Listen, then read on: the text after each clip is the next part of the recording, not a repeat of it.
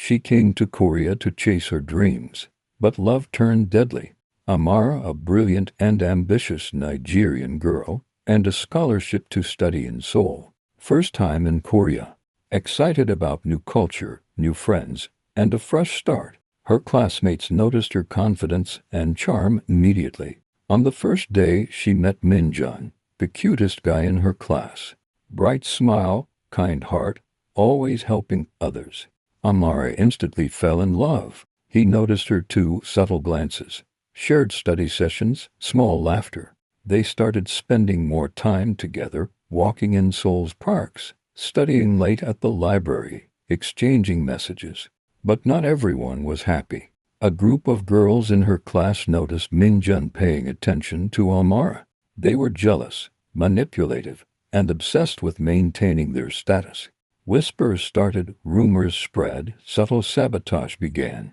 They set traps, trips in the hallway, stolen assignments, public humiliation. Amara tried to ignore them, focusing on love and school, but the tension escalated. One rainy evening, the girls cornered Amara near the dormitory. They attacked her in a fit of rage.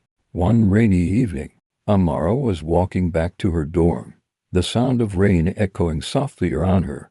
But something felt off. She glanced behind her and noticed a few unfamiliar guys trailing her from a distance. Her heart skipped. They weren't speaking, just following. Fear crept in. She didn't look back this time. She just ran, and somehow, she managed to slip past them, darting toward the dormitory building. She stopped at the entrance, breathing hard. Safe, or so she thought, as she stepped toward the stairway. Before she could react, they appeared, the girls, stepping out from the shadows, their eyes cold, their faces filled with anger. "You really thought you could take him from us?" one of them snapped. Amara's heart dropped. She tried to speak, to explain, but they didn't want words.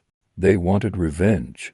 The first push came suddenly, then another. Her body hit the railing, and before she could steady herself, she fell down the stairs.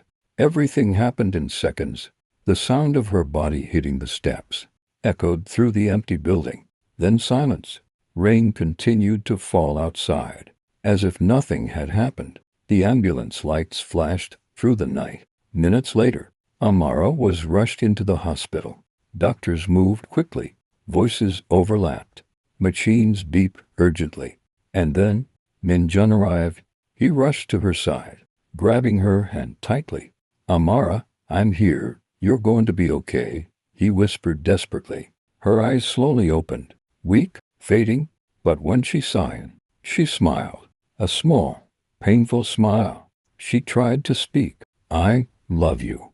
Tears streamed down Minjun's face. Suddenly, her phone began to ring. Minjun glanced at it. Mom flashed on the screen. His hands trembled as he picked it up. "Hello," he said softly.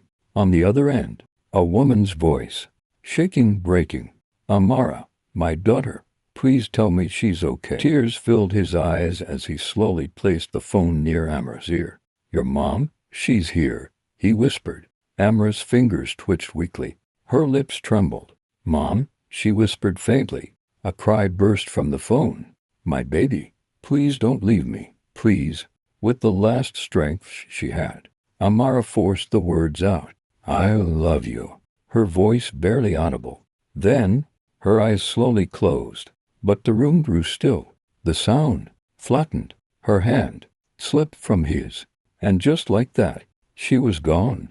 The news spread quickly across the campus. Anger, shock, silence.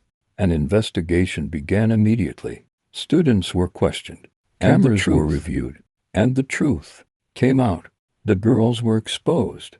Their jealousy, their cruelty, they were expelled. But no punishment could undo what had been done. Days passed. But for Minjun, time stood still. He returned to the places they once shared. But she wasn't there anymore. Only memories remained. Her laughter, her voice. Sometimes, he could almost hear her. Sometimes, expecting to see her standing there again. But it was always just silence. Sometimes, The people who shine the brightest are taken too soon, but their light never truly fades.